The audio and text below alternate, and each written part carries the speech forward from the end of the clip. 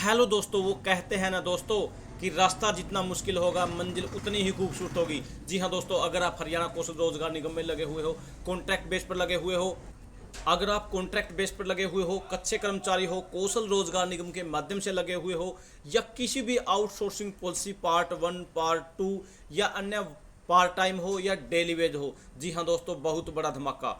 जी हाँ दोस्तों, मेरे पास कमेंट आ रहे थे, सर क्या हमें पक्का किया जाएगा, क्या हमें समान काम समान वेतन लागू होगा, हमें बेनिफिट होंगे नहीं होंगे। जी हाँ दोस्तों, आज की वीडियो में आपको बिल्कुल डिटेल और क्लियरली बोलने वाला हूँ।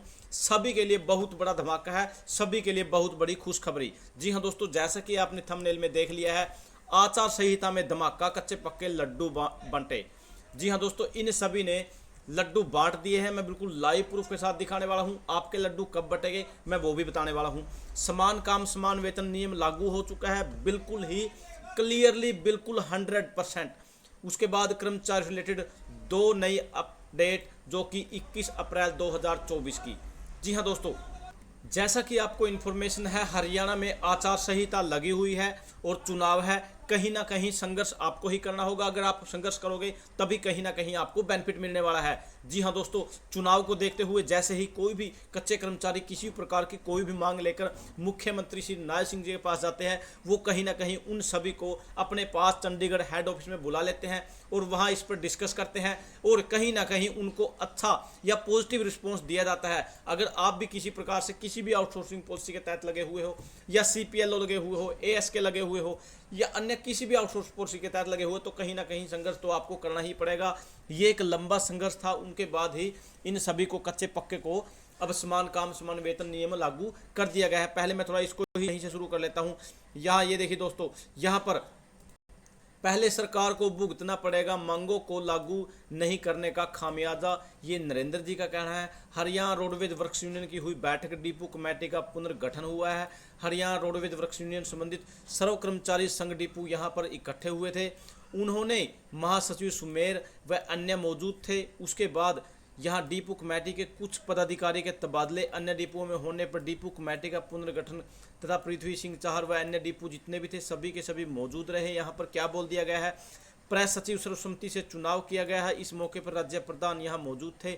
यहाँ क्या गया, वादा खिलाफी पर चर्चा करते हुए कहा कि भाजपा सरकार ने मानी गई मांगों को लागू करने की बजाय उल्टे कर्मचारी व विभाग विरोधी पत्र जारी कर जले पर नमक छिड़कने का काम किया है। उन्होंने कहा सरकार के 500 गाड़ियों के चेसिस व नैब बनवा कर बाहर से बनवाने, केंद्रीय कर्मशाला इशार करनाल बंद व निजीकरण, परिचालक चालक 30 से कम करके 10 नाइट करने जैसे अन्य अनेकों फरमान जारी किए, जिससे ये कर्मचारी सभी कहीं ना कहीं नाराज है। भाजपा सरकार द्वारा चालक विरोधी हिट एंड रन कानून बनाना, पुरानी पेंशन स्कीम बहाल नहीं करने, कच्चे कर्मचारी को पक्का नहीं करना, लाखों खाली पद खाली छोड़ना, कौशल रोजगार निगम को लागू करना, लोकसभा चुनाव में कहीं ना कहीं इन सभी को, इन कर्मचारियों की तरफ से बहुत बड़ा नुकसान होने वाला है। अब मैं यहीं से थोड़ा एक और दिखा देता हूँ। यहाँ ये देखिए दोस्तों, मांगे पूरी होने पर PGI कॉन्ट्रैक्ट कर्मचारियों में उत्साह। जी हाँ दोस्तों, अब इनका समान काम समान वेतन नियम लागू हो चुका है। जैसा मैंने इस पर वीडियो बनाई थी, जो कि लगभग 4000 ऐसे कर्मचारी थे जो अब समान काम समान वेतन के नियम में लागू हो चुके थे। वो लगभग 10 साल प्लस इन्होंने संघर्ष किया।